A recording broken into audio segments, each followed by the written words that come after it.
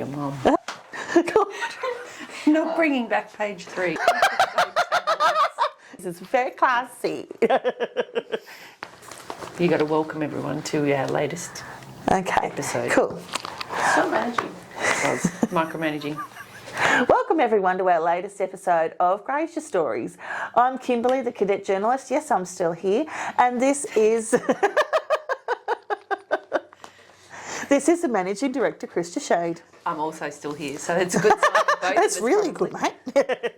Yeah. So today we're talking about housing in Hay, and it can be a really contentious topic, or lack thereof housing. Yes. Or lack thereof housing. And I don't even think it's a Hay problem, really, is it?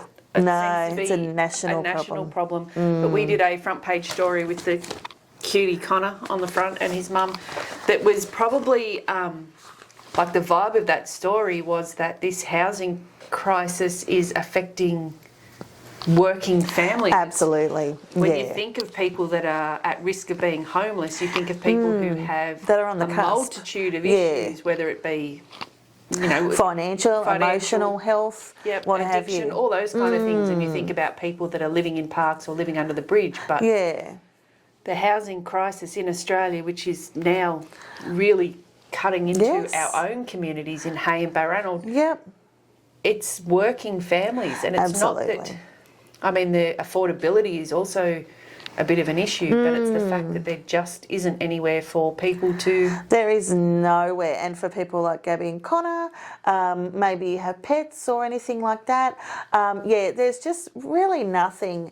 And your extra circumstances can make it even harder. Like, I've read so many articles in the last year or so, like working mums, and suddenly, the lease is over and they want to up the rent by $100, and sorry, that's not viable. So they'll spend the next year living in their car with their children. Yeah, which is just something we wouldn't have heard of. No. And it's not great if you are a woman of kind of my advancing age, because that's the apparently the highest new they're the most population vulnerable of, sector. Women, single women or women over 50 like or around 55. That's the age. So I suppose, I don't know, planning for retirement and planning for housing stability, but even affordability if you are a first home buyer or looking to, get a bigger house if you've had more kids. That's becoming a problem too, isn't it? Oh, it really is. Yeah, with everything on the rise, like, interest rates are so precarious all the time, cost of living, throw a couple of children into the mix, and then suddenly, you're really struggling that week to week. Yeah, for the average, even, two-income household. Which is a real shame, because country New South Wales is the best place to be living. Yeah, absolutely. Like there's plenty of work available. The lifestyle is incredible. If you can walk your kids to school on the way to work. Absolutely. And you have a community around you to help you cart kids away to sport, or join a social group, join a book club, join a sporting club. Yeah. Country living has so many benefits. It's great. And it only takes 10 minutes to get your kids to dance or get your kids to, footy practice and things like that. There are endless benefits, but I really like the way that you term it, or you always say, big businesses coming here, whatever, wind farm, solar, but, we need more workers, or there's not enough housing to house the workers, Yeah, so there's a tradie shortage. If we want tradies to come to towns like Hay or Barranald or Ivanhoe, where do we house them? What can we offer them? So I know Hayshire Council put out a housing strategy, which is on their website for housing nerds like myself. And they have done things like they've reduced the size of the building blocks in Hay, which were beautiful and large quarter-acre blocks, so that if there are just some developers that want to do like dual occupancies on one block of land, so that's good. Yeah. I suppose the challenge still is to get those developers to come in and do stuff in country areas. Oh, absolutely, absolutely. Not that we want 10-storey high-rises, but there'd have to be money to be made for volume developers, you would think. Yeah, I would think so. Yeah, for sure. Yeah, so I don't know. Maybe we'd be interested to hear from anyone else that had ideas. You can flick us an email or talk to us here at the Grazier.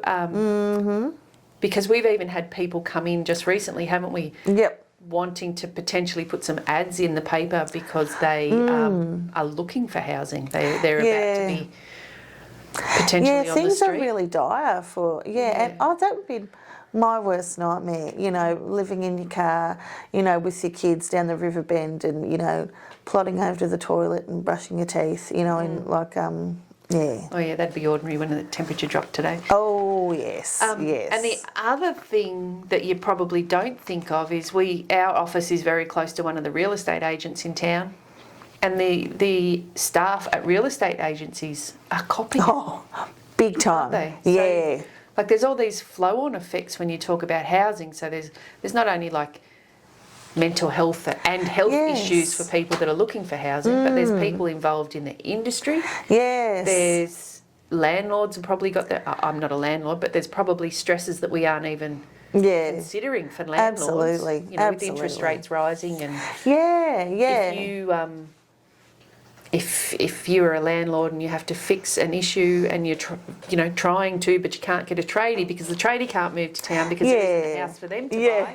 Yes. It's kind of everything that communities want to do in terms of expanding and improving and providing services for its townspeople relates to housing. Yeah, absolutely.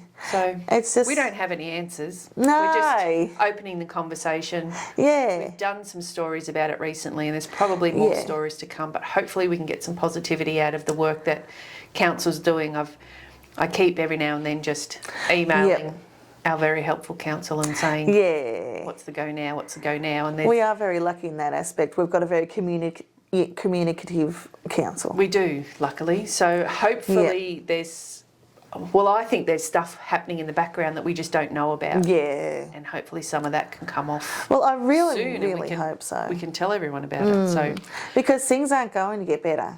You know, like, you know, if not on its own. Not on its own. Without taking so action, I think, you know, what you're saying makes me have faith that things are going to get better and things are happening in the background, like you said, that we don't know about. What I'm saying is giving you faith that everything's going to be okay. Yeah. Jesus, no pressure.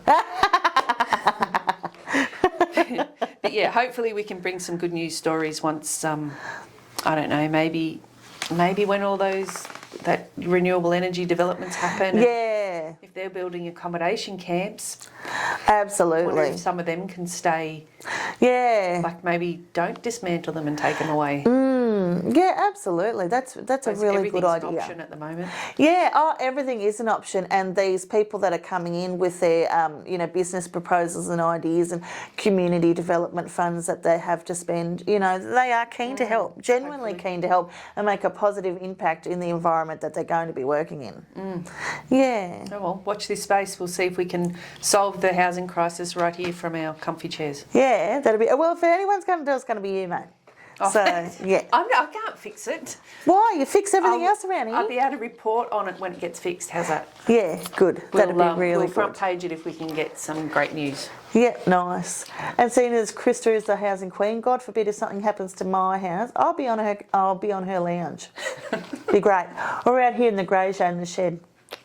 Yeah. Come and visit me. Knock on the back door, we'll have a cuppa. With the spiders and the snakes coming under the back door. That's right. It's fine. There could be some WHS risks there, but we'll cross that bridge when we come to it. Should be right. You know, I'm sure there's a loophole if your workplace is also your residence. Yeah, should be good. Yeah. All right, thanks everyone. We will catch you in the next episode. Thank you.